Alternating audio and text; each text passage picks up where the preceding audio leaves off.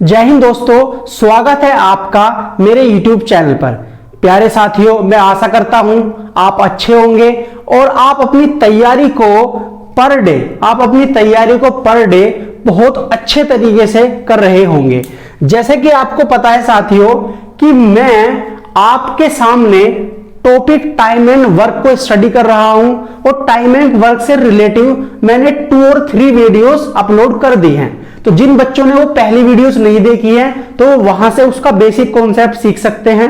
और मैं हर वीडियोस में आपको नए नए कॉन्सेप्ट सिखा रहा हूं कि नए बेस्ड क्वेश्चन पर किस तरीके से आप क्वेश्चन सोल्व करते हो। जैसे कि अगर मैं आज की बात करता हूं तो आज मैं नए टाइप्स के क्वेश्चन लेकर आया हूं और ये जो क्वेश्चन बेस्ड होने वाले हैं, ये एक रूल होता है जिसको बोलते हैं एमडीएच रूल। क्या बोलते हैं? जिसको एमडीएच रूल बोलते हैं। तो पहले हम समझ लेते हैं कि एमडीएच रूल होता क्या है और उससे रिलेटेड क्वेश्चंस हम किस तरीके से सोल्व करते हैं। जितने भी क्वेश्चंस मैं आपको एमडीएच रूल पे सोल्व करा रहा हूं वो सभी क्वेश्चन प्रीवियस ईयर एग्जाम्स में पूछे गए हैं। तो हर एक क्वेश्चंस जो मैं आपके सामने डिस्कस कर रहा हूं वो मोस्ट इंपोर्टेंट क्वेश्चन होने वाला है।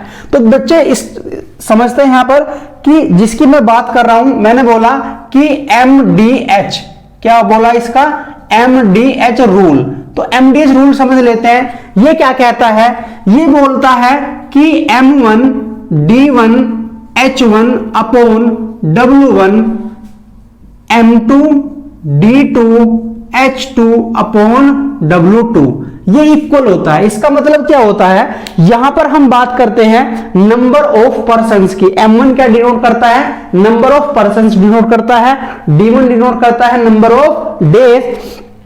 अगर मैं बात करता हूं H1 तो पर डे कितने आवर्स आप काम कर रहे हो, वो नंबर ऑफ आवर्स को डिनोट करेगा H1। और W1 क्या होता है? यहां पर कार्य होता है। उसी वर्क की अगर हम बात करते हैं तो M2 नंबर ऑफ पर्संस की बात करेगा, नंबर ऑफ डेज और नंबर ऑफ क्या होगा? आवर्स होगा। तो इस तरीके से M1 D1 H1 upon W1 equal हो जाता है M2 D2 H2 upon W2 भी बोल सकते हो आप। इसको क्या कह सकते हो? W2 बोल सकते हो। ठीक है, तो इस पे बेस्ड हम क्वेश्चन करने वाले हैं। तो देखो, पहला क्वेश्चन मैं आपको समझा रहा हूं और ये जो एमडीएच रूल है मैं इसको साइड में लिख देता हूं। मैंने बोला कि M1 D1 H1 upon W1 equal होगा M2 D2 H2 upon W2। अब देखो किस तरीके से आपको क्वेश्चन करना है। इसमें पहला क्वेश्चन पूछा है कि 30 आदमी किसी कार्य को 15 दिन में समाप्त कर सकते हैं। 30 आदमी किसी कार्य को 15 दिन में समाप्त कर सकते हैं। तो बताइए 45 आदमी उस कार्य को कितने दिन में समाप्त करेंगे? तो सबसे पहले अगर मैं बात करता हूं 30 आदमी की तो ये डिनोट करेगा M1 को। तो मैं यहां पर लिखूंगा बच्चे 30 मैन। क्या लिखूंगा? यहां पर 30 लिखूंगा। उसके बाद इसने कहा 15 दिन के बारे में बात कर रहा है, यानी यहां पर क्या दे रखा? डेज दे रखा। अब देखो यहां पर अगर H1 नहीं है, आवर्स नहीं गिवन है, तो बस यहीं पर लिखोगे आप M1 और D1। इसका मतलब क्या आएगा कि 30 व्यक्ति किसी कार्य को 15 दिन में कर सकते हैं। तो क्वेश्चन में पूछा है बताओ 45 आदमी उस कार्य को कितने दिन में समाप्त करेंगे।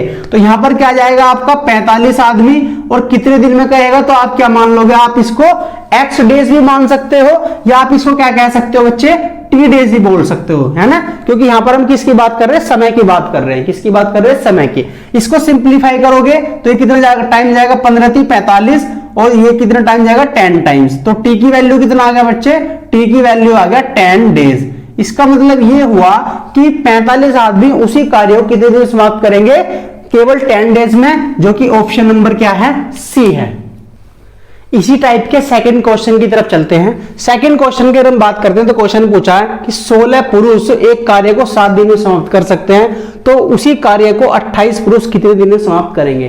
तो उसी पे बेस्ड है। सबसे पहले यहां पर लिखेंगे कि 16 पुरुष किसी कार्य को 7 दिन में कर सकते हैं। तो आपसे पूछा है बताइए 28 मैन पुरुष उस कार्य को कितने समय पूरे करेंगे? तो T डेज में करेंगे। तो इसको सोल्व कर लोगे, 7 चौक 28 और ये कितना टाइम जाएगा? 4 टाइम्स। तो T की वैल्यू कितना आ गया?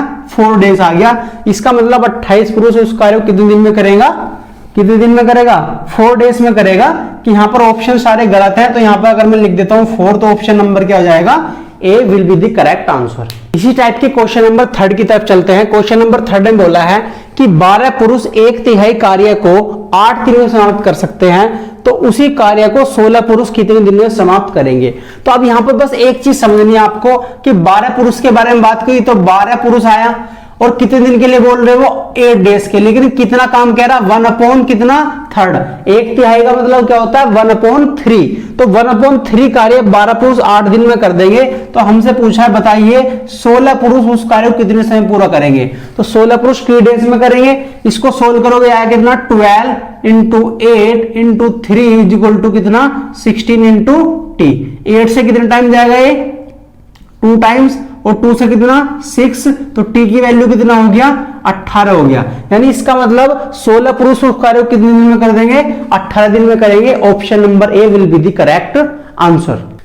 प्यारे साथियों चलते हैं क्वेश्चन नंबर 4 की तरफ। इसी पे बेस्ड क्वेश्चन है। देखो क्वेश्चन में कहा है कि 6 मजदूर किसी कार्य को 16 दिन में समाप्त कर सकते हैं।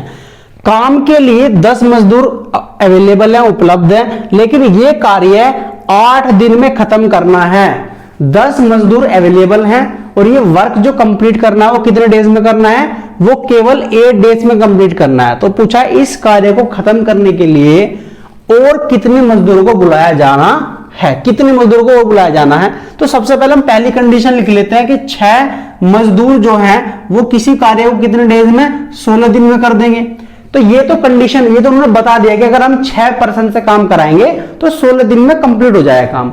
लेकिन अब उन्होंने कंडीशन लगाई है। कंडीशन क्या लगाई है कि उनके पास सबसे पहले तो 10 ही पर्सन है। कितने पर्सन है 10, और उन्हें और पर्सन चाहिए क्योंकि काम कितने टाइम में करना है 8 डेज में। तो इसका मतलब मेरे पास 10 पर्सन तो है, कितने 10 है। तो अगर मुझे और चाहिए तो कितने चाहिए x पर्सन चाहिए। तो ये अगर दोनों मिल जाएंगे 10 के साथ में जो एक्स्ट्रा मजदूर है अगर वो भी आ जाएंगे तो कार्य कितने डेज में हो जाएगा 8 डेज में हो जाएगा। तो ये दोनों पार्ट क्या हुआ इक्वल। 8 से इसको सोल्व करोगे 8 2 जा 16, 6 2 जा कितना हुआ 12 = 10 + x। अब अगर यहां से x की वैल्यू निकालोगे तो कितना आएगा 2 आएगा। x की वैल्यू क्या आएगा 2। इसका मतलब हमें 2 व्यक्ति और चाहिए उस कार्य को 8 दिन में समाप्त करने के लिए। तो option number 2, option number C will be the correct answer.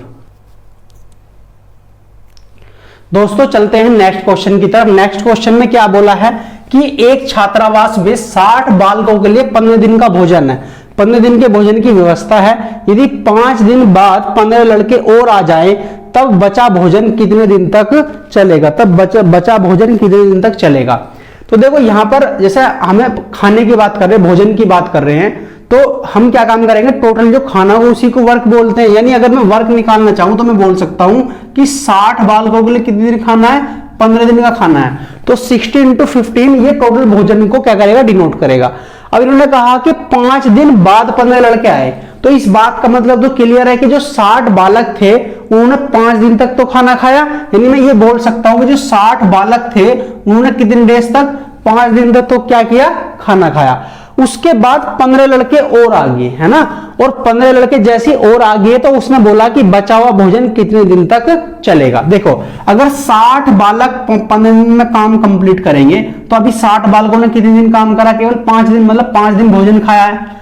जब 15 लड़के और बुलाएंगे हम, जब 15 लड़के और बुलाएंगे तो 60 + के 15 कितना हो जाएगा 75 हो जाएगा, कितना 75। तो 75 बालक और कितने दिन काम करेंगे t दिन और काम करेंगे, मतलब t दिन में काम क्या कर लेंगे सारा भोजन खा लेंगे। तो पहले तो 60 आदमियों से 60 बालकों से कितना 5 दिन खिलवाया, उसके बाद 15% इंक्रीज करे और कितना 30 डेज में काम कंप्लीट कर देंगे। तो ये क्या आ गया इक्वल। अब जब आप इसको सोल्व करोगे तो देखो यहां पर कितना 60 × 15, यहां कितना 60 × 5। मैं इसको जब इधर लेकर आऊंगा तो डायरेक्टली लिख सकता हूं 60 × कितना 10 लिख सकता हूं।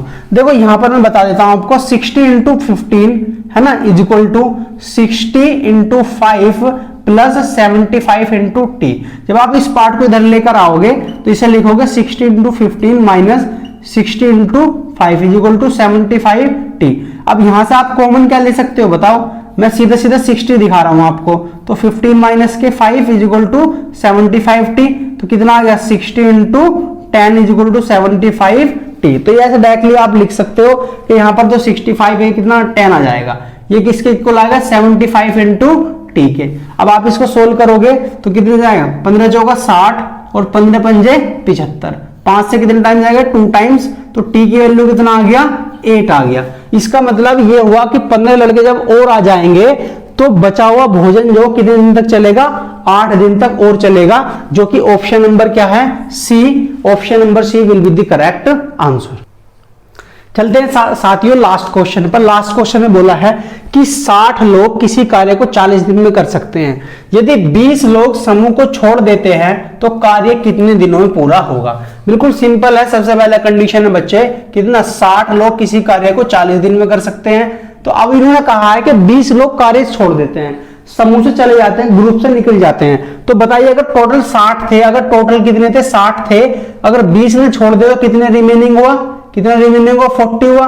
तो उसने कहा 40 डेज में, मतलब 40 जो लोग हैं वो उस कार्य को कितने दिन में करेंगे अकेले, तो T डेज में। ये 40 से क्या हुआ, 40 कैंसिल आउट हुआ, तो T की वैल्यू कितना आ गया, 60 आ गया। या इसका मतलब ये हुआ कि अगर 20 लोग समूह को छोड़ते हैं तो यही कार्य कितने डेज में हो जाएगा, 60 डेज में हो जाएगा, जो कि ऑप्शन नंबर डी है। Option number D will be the correct answer. प्यारे साथियों, अगर इसी टाइप के कॉन्सेप्ट आप और देखना चाहते हैं, अगर आपको वीडियो पसंद आ रही है तो वीडियो को लाइक करते रहिए और शेयर